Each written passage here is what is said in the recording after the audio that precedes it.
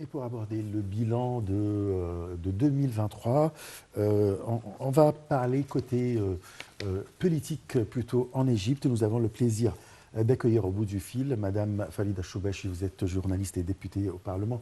Bonjour. Bonjour à vous et à tous vos téléspectateurs. Bonne année à vous. Merci à vous aussi, à toute notre patrie et à l'humanité entière. Alors, 2023 a témoigné bien sûr de beaucoup d'événements politiques en Égypte. J'aimerais bien que vous parlez de la position de l'Égypte vis-à-vis de la cause palestinienne.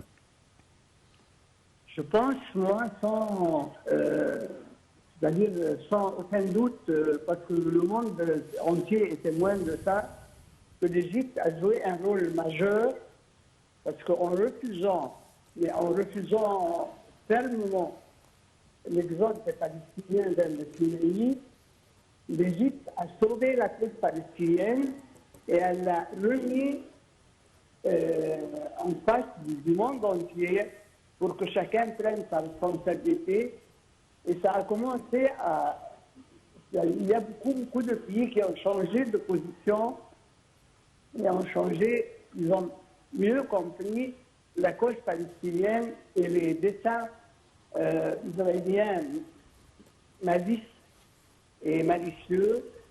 Et heureusement, enfin, je ne peux pas dire tout à fait heureusement parce que moi, mon cœur saigne en voyant les scènes féroces des agressions israéliennes. Mais je pense que le monde entier maintenant, c'est pour la première fois, il y a eu des manifestations contre l'agissement des Israéliens et un refus total de l'argument palestinien, israélien, comme quoi ils se défendent. Parce que là, ils sont en train de détruire et avec sauvagerie et barbarie qui n'a jamais eu. Le monde entier est témoin de tuer des enfants, de détruire leurs maisons, de les mettre comme ça, comme ils sont dans leur pays, sont dans des tentes de réfugiés.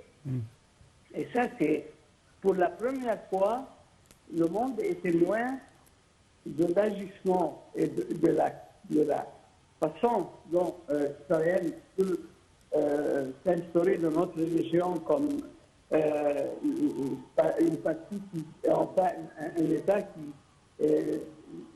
qui gère le Proche-Orient, et c'est trop pour Israël. Et ils ont montré aussi le mensonge comme quoi ils sont oppressés, opprimés, refusés. Ce sont eux qui refusent des centaines, des millions d'Arabes. Oui. Si on passe à un événement majeur qui s'est déroulé en Égypte, telles les élections présidentielles, comment évaluez-vous le déroulement de ces élections ? Vous savez, les élections, heureusement qu'ils ont eu lieu au vu et au sud du monde entier aussi. Ça n'a pas été caché. Et ça, le premier signe, c'était les Égyptiens à l'étranger, qui ne sont soumis à aucune pression, à aucune menace. Ils ont participé avec beaucoup d'enthousiasme, de conviction. Vous savez, nous, avant le président Al-Sisi, on se réveillait quotidiennement sur une tragédie. Ou bien des soldats morts, ou bien tués, ou bien des institutions démolies. On dirait, il n'y avait pas un sentiment de paix, de sécurité. De sécurité, pas du tout. Alors là, maintenant, on vit dans une sécurité totale. Oui. On est en train de découvrir les richesses de l'Égypte, tout ce qui peut aider à améliorer notre vie. Il y a la vie honorable, digne, et tout est en train de se réaliser pour conserver et approfondir la dignité des Égyptiens et la place de l'Égypte dans le monde entier. Notre président, maintenant, chaque fois qu'il y a un événement universel, il est invité et on tient compte toujours de ce qu'il dit.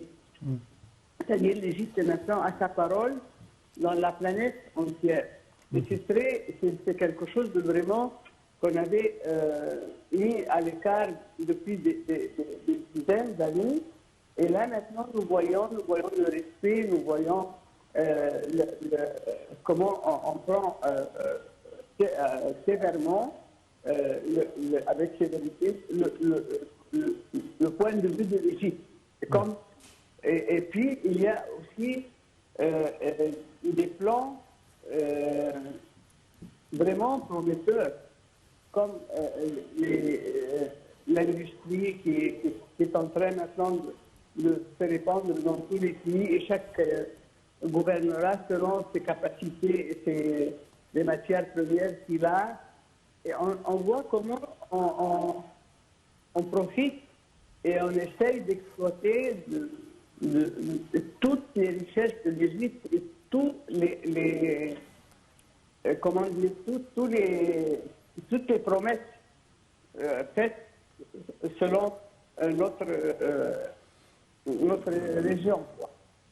Oui.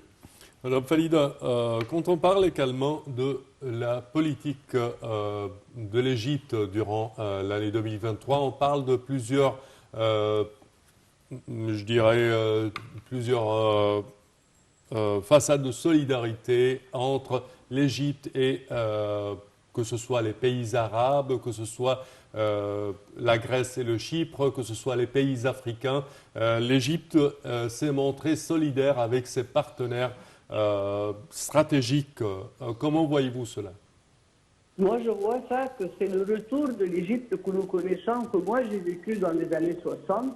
Oui. L'Égypte qui était toujours là en train de tendre la main à tous les frères arabes, africains, Chypre, la Grèce, dans tous les pays, l'Égypte est là pour construire, pas pour détruire. Oui. C'est toujours un élément de construction, comment dire, de bonté, de richesse, tout ce qui peut participer à améliorer la vie de tout le monde, pas seulement de nous. Oui. C'est vraiment quelque chose que tout le monde sent maintenant et vit et apprécie. Retour à la politique intérieure de l'Égypte et la pratique de la démocratie. On a vécu quand même le dialogue national. Comment évaluez-vous ce dialogue et qu'est-ce que ça peut représenter quand même?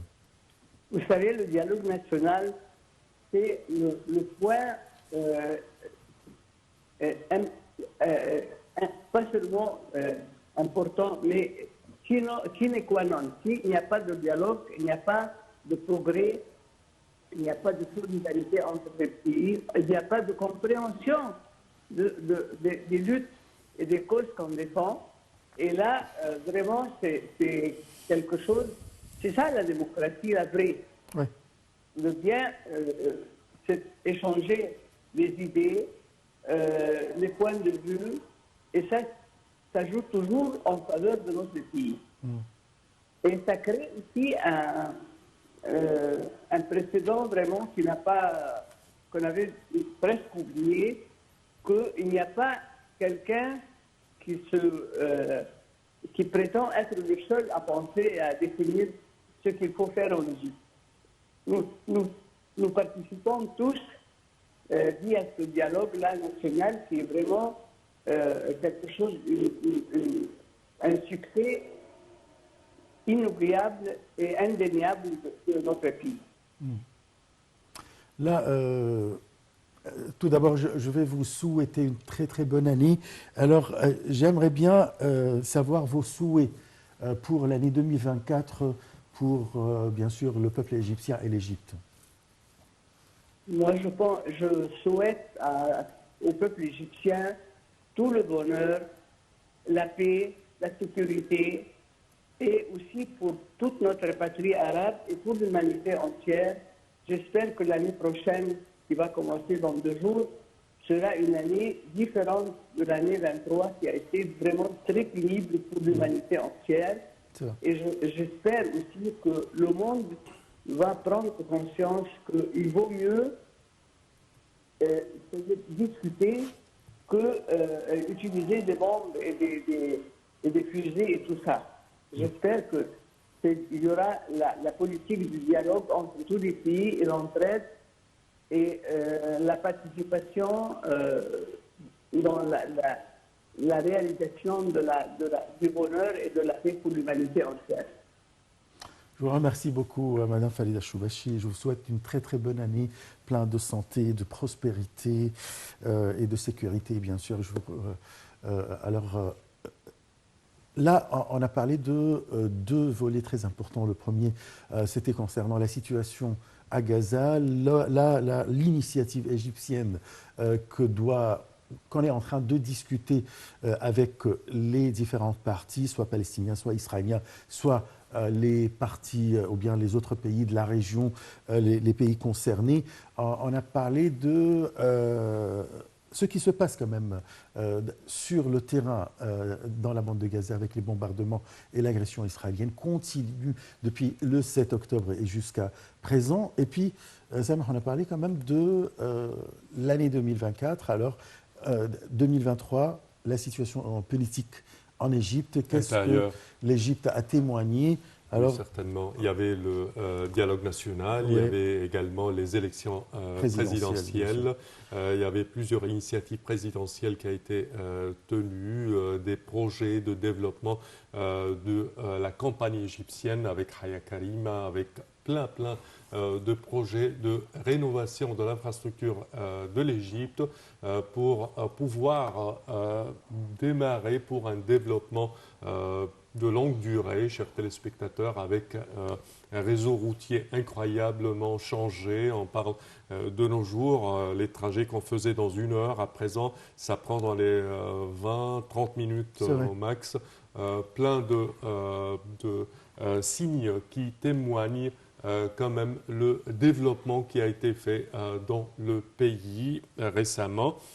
Également, on doit mentionner la position de l'Égypte de point de vue extérieur à l'extérieur de l'Égypte, avec le trio avec la Grèce et Chypre, l'Égypte également, un trio stratégique qui veille sur les profits des 3 pays, également l'alliance avec l'Afrique, le continent africain dont fait partie l'Égypte, la coopération, la solidarité avec les pays en crise tels que la Libye, tels que également le Soudan.